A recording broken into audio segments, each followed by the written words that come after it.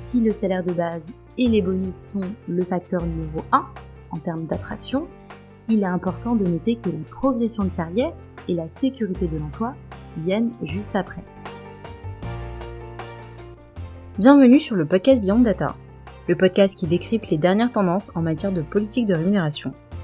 Face aux problématiques d'inflation, d'attraction et de rétention des talents, les entreprises doivent repenser en profondeur leur politique de rémunération.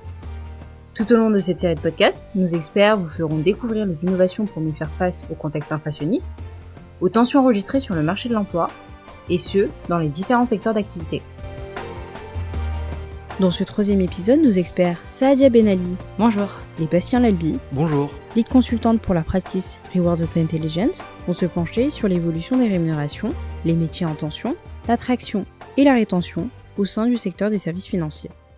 Commençons par donner un peu de contexte. Les bénéfices des acteurs des services financiers pendant le premier semestre 2022 ont connu une forte augmentation par rapport au premier semestre 2021.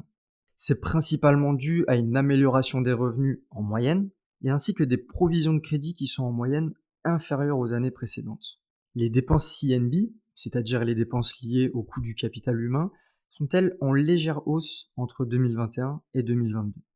Et donc avec un contexte financier assez favorable au regard des résultats, mais quand même très incertain vu les tensions sur le marché du recrutement avec des niveaux d'inflation à la hausse ces derniers mois, le marché des services financiers en France nécessite quand même une analyse approfondie pour pouvoir répondre aux attentes des organisations, mais aussi des salariés. Nous allons donc nous appuyer sur les résultats de notre enquête Financial Services pour mettre en lumière différents constats observés sur les pratiques de rémunération en cette année 2022. Notre enquête Financial Services, c'est une enquête que nous conduisons annuellement dans plus de 120 pays à travers le monde. Pour vous donner quelques chiffres, en 2022 et en France, l'enquête compte plus de 162 entreprises participantes avec une base de données composée de plus de 220 000 collaborateurs. Pour le profil, parmi les participants, on retrouve principalement des entreprises de la banque, c'est-à-dire banque privée, banque de détail ou banque d'entreprise, de la gestion d'actifs, les principaux acteurs de l'assurance et globalement l'ensemble des sous-secteurs financiers qui sont représentés. Lorsque l'on décrypte les tendances de rémunération, on va principalement s'intéresser à 3 éléments de rémunération. Le premier va être le salaire de base. Ce que l'on observe, c'est tout d'abord une augmentation moyenne des salaires de l'ordre de 3,1% par rapport à l'année précédente. Les taux d'augmentation les plus forts s'appliquent au premier niveau de manager et aux cadres expérimentés. Si l'on compare avec le marché général, les niveaux de salaire sont assez proches, voire similaires, entre les deux secteurs d'activité, avec néanmoins des niveaux de salaire qui sont légèrement plus élevés au sein des services financiers. Attention toutefois, il est important de souligner qu'on a des réalités différentes selon les sous-secteurs d'activité. Pour compléter cette analyse, on a souhaité comparer les salaires de base médians des salariés en poste avec ceux des nouveaux arrivants.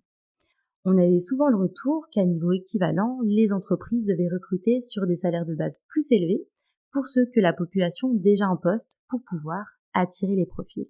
En creusant l'analyse, on se rend compte que ce constat est vrai pour les niveaux de manager et les niveaux d'experts uniquement. Il est aussi intéressant de noter que ce constat n'est pas vrai pour le support administratif, où on a des niveaux de salaire de base globalement moins avantageux pour les nouveaux arrivants. Le second élément va concerner la rémunération variable individuelle. Autrement dit, les bonus, qui comprennent le bonus de performance, les primes de vente et commissions pour les commerciaux, ainsi que le bonus discrétionnaire. En 2021, on était sur des bonus versés au titre de l'année 2020, qui était une année particulière et exceptionnelle due à la crise Covid. Et ceci s'est vu sur les paiements des bonus, qui étaient en baisse par rapport à l'année précédente. En 2022, les bonus versés le sont au titre de l'année 2021, qui était une année de croissance, de reprise d'activité et globalement de meilleurs résultats financiers. Donc, sans grand étonnement, les bonus versés ont été significativement supérieurs à l'année précédente, avec une augmentation moyenne de 20% tous niveaux confondus, avec les augmentations les plus importantes sur les niveaux des managers et de cadres confirmés. Le troisième élément va être la rémunération variable collective. Donc on parle ici d'intéressement et de participation. On constate que certains groupes ont vu leur montant d'intéressement et participation en hausse, voire en forte hausse, tandis que d'autres groupes ont vu leur montant en baisse, voire en baisse significative. Donc en moyenne, les montants versés sont très stables par rapport à l'année précédente. Ces sujets de rémunération sont à prendre en considération sur la question d'attraction et de rétention des talents, mais pas seulement. Et finalement, on peut se poser la question et se demander quels sont les facteurs observés pour attirer et retenir les talents.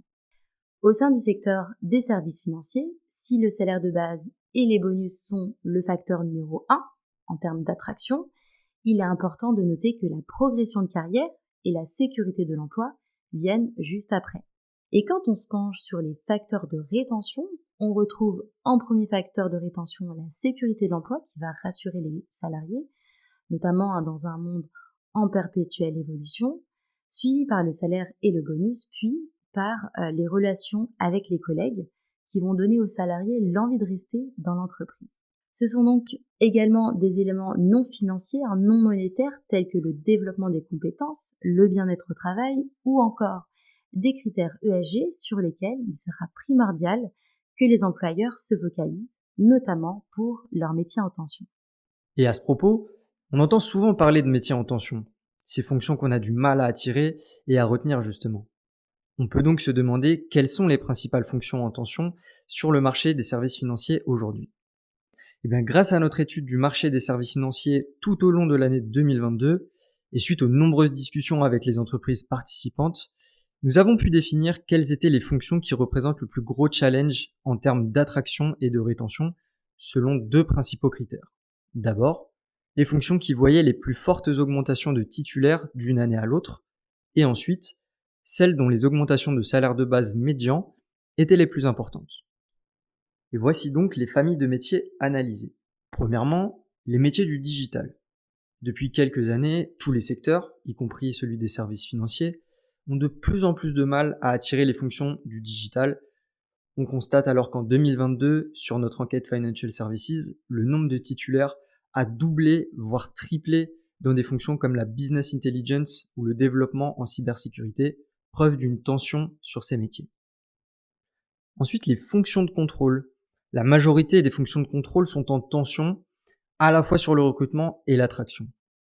Pour adresser ces problématiques, nous proposons, entre autres, aux acteurs du secteur des services financiers d'organiser des tables rondes tout au long de l'année pour partager sur les bonnes pratiques et les potentielles solutions.